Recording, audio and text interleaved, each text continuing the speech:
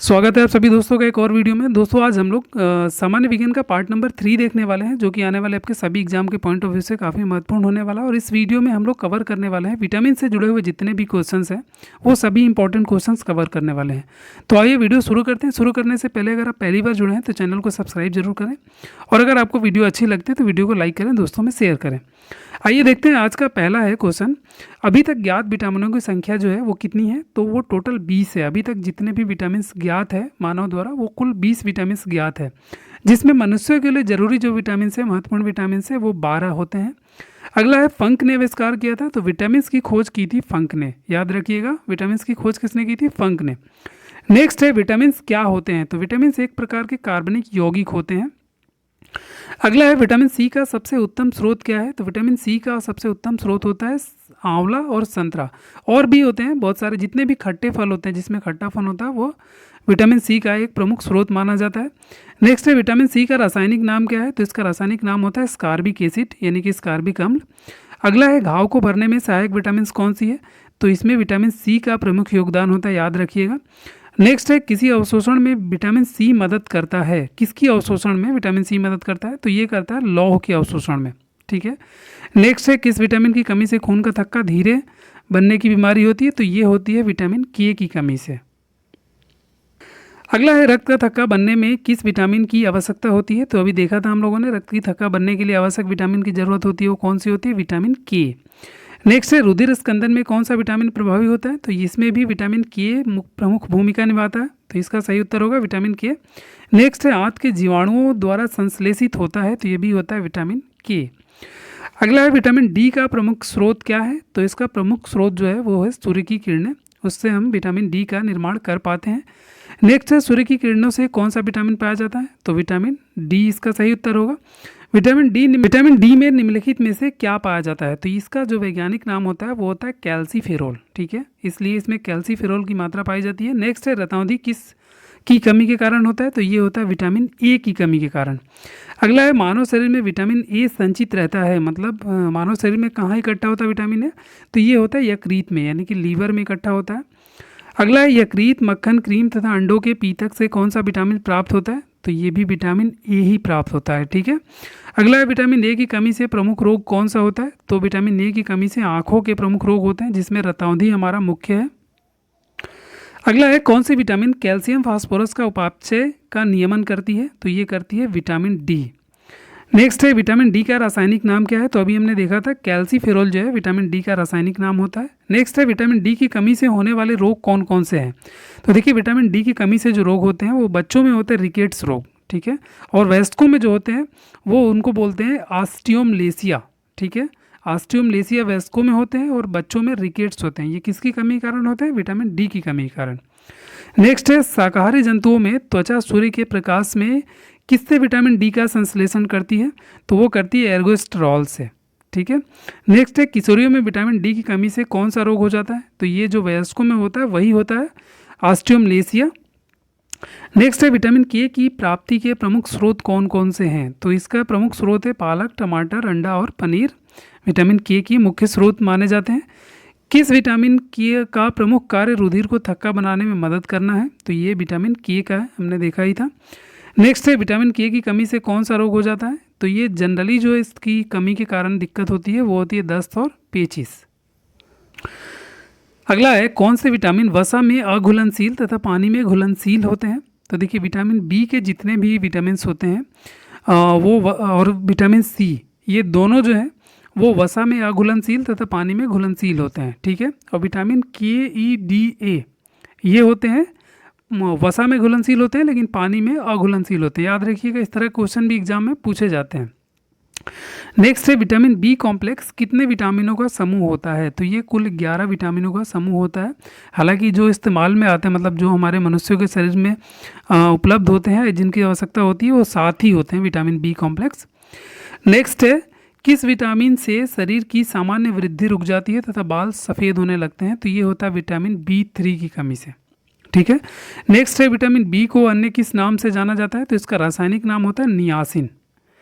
अगला है vitamin B5 की कमी से कौन सा रोग हो जाता है? तो इसकी कमी से होता है पैलेना रोग, याद रखिएगा। नेक्स्ट है विटामिन बी के प्राप्ति के स्रोत कौन कौन से हैं, तो ये है दूध, फल, दाल और सब्जी। नेक्स्ट है बायोटीन का प्राप्ति स्रोत कौन कौन सा है, तो इसका है अंडे की सफ़ेदी, मतलब एग वाइट जो है उसमें बहुत ज़्यादा मात्रा में पाया जाता है। नेक्स्ट है किसकी कमी से आँखों की ज्योति पर प्रभाव पड़ता है, तो ये होता है आइनोसिटॉल। ठीक है। नेक्स्ट है किस विटामिन से स्कारबिक एसिड, किस विटामिन को स्कारबिक एसिड भी कहा जाता है, तो ये विटामिन सी का रासायनिक नाम है, विटामिन सी को कहा जा सकता है। नेक्स्ट है विटामिन के का रासायनिक नाम क्या है, तो इसको बोलते हैं फिलेक्विनोन। ठीक है, विटामिन के को फिलेक्विनोन के नाम से भी जानते हैं, इसका रासायनिक नाम है। अगला है किस विटामिन में कोबाल्ट पाया जाता है, तो विटामिन बी में कोबाल्ट की मात्रा प्रचुर मात्रा में पाई जाती है। अगला है आंवला में कौन सा विटामिन प्रचुर मात्रा में पाया जाता है, तो ये विटामिन सी, जितने भी खट्टे फल है अभी हम लोगों ने देखा था उसमें विटामिन सी पाया जाता है। नेक्स्ट है किसकी उपस्थिति के कारण गाय के दूध का रंग पीला होता है, तो उसमें कैरोटीन नामक एक तत्व पाया जाता है, इस वजह से वो पीला होता है। नेक्स्ट है शहद का मुख्य अवयव क्या है, तो शहद का जो मुख्य भाग होता है वो होता है फ्रक्टोज, उसको मीठा बनाने का काम जो करता है वो फ्रक्टोज का ही रहता है। नेक्स्ट है गाजर का नारंगी रंग किसके कारण होता है, तो ये होता है कैरोटीन के कारण। अगला है उष्मा द्वारा तत्काल नष्ट हो जाने वाला विटामिन है, तो विटामिन सी जो है वो गर्म करने के बाद नष्ट हो जाता है, जिसको स्कारबिक अम्ल भी कहते हैं। इसका सही उत्तर होगा विटामिन सी। दालें किसका उत्तम स्रोत होती हैं, तो ये होती है प्रोटीन की। नेक्स्ट है उंगली के नाखून में कौन सा प्रोटीन विद्यमान होता है, तो ये होता है कैरोटीन। नेक्स्ट है विटामिन ई मुख्य रूप से किसके लिए महत्वपूर्ण है, तो ये है लिंग ग्रंथियों की सामान्य क्रिया के लिए विटामिन ई का होना बहुत ज़रूरी है। नेक्स्ट है किस प्रोटीन के कारण एक कोशिका में विषाणुओं द्वारा आक्रमण पर आंसू प्रभावित होने में कमी आती है, तो ये होती है क्लोरोमाइसेटिन के कारण, इसकी कमी के कारण होता है। ठीक है, याद रखिएगा। नेक्स्ट है विटामिन ई का रासायनिक नाम क्या है, तो इसका नाम होता है टेकोफेरॉल। अगला है कौन से विटामिन जल में घुलनशील होते हैं, तो जल में घुलनशील विटामिन बी कॉम्प्लेक्स और सी, ये दो विटामिन जो हैं जल में घुलनशील होते हैं। नेक्स्ट है वसा में घुलनशील विटामिन कौन कौन से हैं, तो ये है vitamin A, vitamin D, vitamin E तथा विटामिन के, जिसको KEDA भी हम बोल सकते हैं, जिसको कीड़ा के नाम से भी लोग जानते हैं, याद रखने के लिए। अगला है कार्बोहाइड्रेट के अलावा हमारे आहार में ऊर्जा का प्रमुख स्रोत क्या है, तो जो वसा होता है हमारे शरीर में वो भी ऊर्जा का एक प्रमुख स्रोत होता है। अगर हमारे शरीर में कार्बोहाइड्रेट नहीं मिल रहा है तो जो हमारे शरीर में चर्बी होती है, वसा होती है, उससे हमारा शरीर ऊर्जा के रूप में प्रयोग करना चालू कर देता है। नेक्स्ट है किस विटामिन की कमी से बच्चों के अंगों की अस्थियां मुड़ जाती है, तो ऐसा होता है विटामिन डी की कमी के कारण। बच्चों में विटामिन डी की जब कमी होती है तो अस्थियां मुड़ने लगती हैं, मतलब थोड़ा मुड़ सकती हैं। अगला है वह कौन सी धातु है जो विटामिन बी का एक घटक है, तो विटामिन बी में कोबाल्ट बहुत सारा पाया जाता है, तो ये इसका एक घटक है। नेक्स्ट है मानव शरीर में संक्रमण रोकने में मदद करने वाला विटामिन है, तो ये है विटामिन ए। ठीक है। नेक्स्ट है 4 वर्ष की आयु तक के बच्चों का विकास के लिए सबसे महत्वपूर्ण तत्व कौन सा है, तो ये होता है प्रोटीन। प्रोटीन की कमी की वजह से कुपोषण होता है, इस वजह से 4 वर्ष तक की आयु में सबसे ज़रूरी तत्व प्रोटीन होता है।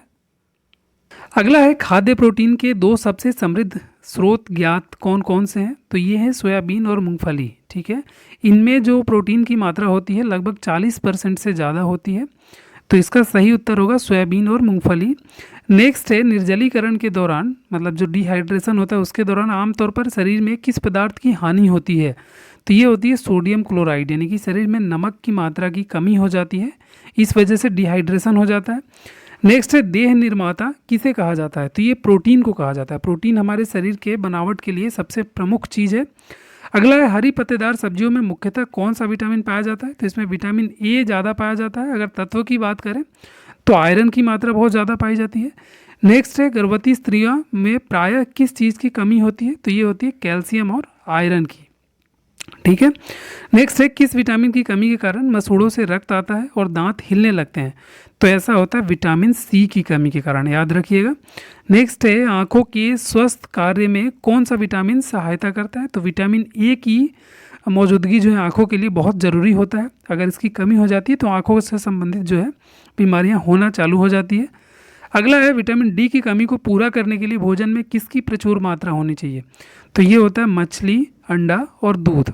ठीक है, इससे जो है विटामिन डी की पूर्ति जो है अच्छे रूप से हो पाती है। अगला है विटामिन सी में कौन सा अम्ल उपस्थित रहता है। तो इस विटामिन सी का जो रासायनिक नाम है वो स्कर्बिक अम्ल है। तो स्कर्बिक अम्ल की मात्रा इसमें बहुत ज़्यादा होती है।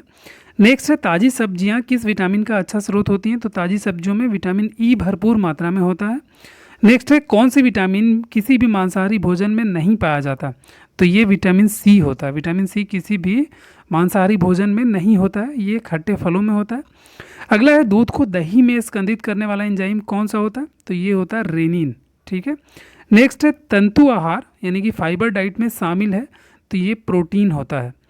अगला है हमारे शरीर को ऊर्जा कौन सा पोषक तत्व देता है। तो शरीर को ऊर्जा देता है कार्बोहाइड्रेट। अगर इसकी कमी होती है या गैर मौजूदगी होती है तो उस समय वसा इसका प्रमुख स्रोत बन जाता है। अगला है कार्बोहाइड्रेट के अलावा हमारे आहार में ऊर्जा का एक प्रमुख स्रोत क्या होता है। तो ये होता है वसा। ठीक है। नेक्स्ट है सेब में किस पोषक तत्व की अधिकता होती है। तो इसमें आयरन की मात्रा अधिक होती है, लोहा जिसको हम बोलते हैं। नेक्स्ट है कौन सा विटामिन हमारे शरीर में सबसे अधिक तीव्रता से बनता है। तो ये बनता है विटामिन डी। मतलब विटामिन डी की जो प्राप्ति है वो बहुत तेज़ी से हमारा शरीर करता है। नेक्स्ट है किस एथलीट को तात्क्षणिक ऊर्जा के लिए क्या देना चाहिए। मतलब किसी एथलीट को तत्काल ऊर्जा के लिए क्या देना चाहिए। तो ये होता है कार्बोहाइड्रेट, जिससे उसे तुरंत ऊर्जा मिल सके। नेक्स्ट है विटामिन डी अनिवार्य है। तो भोजन से कैल्शियम के अवशोषण के लिए विटामिन डी की आवश्यकता होती है। अगला है दांत और हड्डियां किससे मजबूती और दृढ़ता प्रदान करते हैं। तो इसमें सबसे खास ज़रूरत होती है कैल्शियम की। इसकी वजह से ही दांत और हड्डियां जो हैं वो दृढ़ता या मजबूती प्रदान करते हैं। नेक्स्ट है प्रोटीन का सबसे अधिक समृद्ध स्रोत क्या होता है। तो ये होता है नॉनवेज में, वेज में अगर देखा जाए मांसाहारी छोड़ के, तो सोयाबीन में सबसे ज़्यादा प्रोटीन होता है, लगभग 40% के करीब। अगला है पायराडॉक्सिन जो है किसका रासायनिक नाम है। तो ये होता है विटामिन B6 का रासायनिक नाम। नेक्स्ट है शाकों में सबसे अधिक पाया जाने वाला तत्व क्या है। मतलब जो हरी पत्तेदार सब्जियां होती हैं उसमें सबसे ज़्यादा आयरन पाया जाता है, लोहा इसका सही उत्तर हो जाएगा। नेक्स्ट है मछलियों के यकृत तेल में किसकी प्रचुरता होती है। तो इसमें होती है विटामिन डी। नेक्स्ट है उपास्थि तथा हड्डियों के निर्माण और संपोषण में आवश्यक तत्व होता है। तो ये होता है कैल्शियम, याद रखिएगा। नेक्स्ट है सेब में कौन सा विटामिन प्रचुर मात्रा में पाया जाता है। तो अगर विटामिन की बात करें तो इसमें विटामिन B1 सबसे ज़्यादा पाया जाता है सेब में। नेक्स्ट है नाभिकीय विकिरण का अत्यधिक दुष्प्रभाव सबसे पहले मनुष्य के शरीर के किस अंग पर पड़ता है। तो ये पड़ता है मनुष्य के त्वचा पर। तो दोस्तों इस वीडियो को यहीं पे समाप्त करते हैं। इस वीडियो में हमने इंक्लूड किया था जितने भी विटामिन से जुड़े हुए इंपॉर्टेंट क्वेश्चन थे जो आपके एग्जाम्स में बार बार पूछे जाते हैं, वो हमने इसमें सेलेक्ट करके डाला हुआ था। उम्मीद है कि वीडियो आपको अच्छी लगी होगी, आपके काम की होगी, आपके एग्ज़ाम के पॉइंट ऑफ व्यू से महत्वपूर्ण होगी। मिलते हैं इसी तरह की एक और वीडियो में, तब तक के लिए बाय।